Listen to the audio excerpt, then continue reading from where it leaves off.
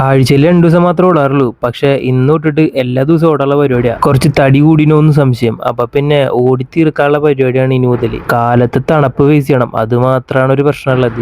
ഓട്ടൊക്കെ കഴിഞ്ഞ് അങ്ങനെ വീട്ടിൽ വന്ന് കയറിയപ്പോ അമ്മ അടുക്കളയിൽ ഒടുക്കത്തെ പണി. സാധാരണ ഇത്ര നേരത്തൊന്നും കുക്ക് ചെയ്യാറൊന്നുമില്ല. ചോദിച്ചപ്പോഴാണ് പറഞ്ഞത് മെഡിക്കൽ കോളേജിലുള്ള രോഗികൾക്ക് കൊടുക്കാനുള്ള പൊതിച്ചോറാണ്. ഒരു വീട്ടിൽ നിന്ന് 2 ദിവസം പൊതിച്ചോറാണ് പറഞ്ഞുള്ളത്. അങ്ങനെ അത് മേടിക്കാനുള്ള ആള്. ഇന്നെന്തായാലും കാലത്തെ ഓട്ടം കഴിഞ്ഞതല്ലേ, അപ്പൊ പിന്നെ എന്തായാലും കുളിച്ചേക്കാന്ന് വിചാരിച്ചു. കുളിയും കഴിഞ്ഞ ഡ്രസ്സ് മാറി പുറത്തെവിടെയെങ്കിലും പോവാൻ നിന്നായിരുന്നു. അപ്പോഴേക്കും അമ്മ പറഞ്ഞു പോവാൻ പറ്റിയ ഒരു പണിയുണ്ട്. വലിയ പണിയൊന്നല്ല കേട്ടാ, ഈ കാണുന്ന ചാക്കിലുള്ള പുളിയോളൊക്കെ എടുത്തിട്ട് ഒരു കവറിലേക്ക് ആക്കി മാറ്റണം. ഈ തൂക്കം നോക്കണ പരിപാടി എനിക്ക് ഭയങ്കര ഇഷ്ടമാണ്. അതും കഴിഞ്ഞ് നമ്മുടെ സ്ഥിരം പരിപാടിക്ക് വീണ്ടും കിടക്കുകയാണ് ട്ടാ. പോകും വഴിയിലെ ഓരോ കാഴ്ചകളും മനോഹരമേറിയ കാഴ്ചകളാണ് ട്ടാ. ഇതൊക്കെ കാണുമ്പോഴാണ് മനസ്സിനൊരു കുളിര്. ഓരോ പ്രവാസികളും മിസ് ചെയ്യുന്നത് ഇതൊക്കെയാണ് ട്ടാ.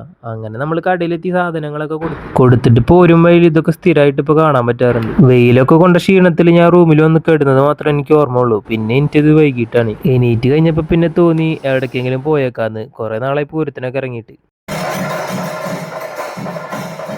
അങ്ങനെ ഇക്കൊല്ലത്തിലെ ആദ്യത്തെ ഒരു പൂരം കാണലാന്നിട്ടത്. പിന്നെ ഒരു ഐസ്ക്രീം മേടിച്ച് കഴിച്ച് നേരെ വീട്ടിലോട്ട്. അപ്പൊ ഓക്കെ ബൈ ട്ടാ.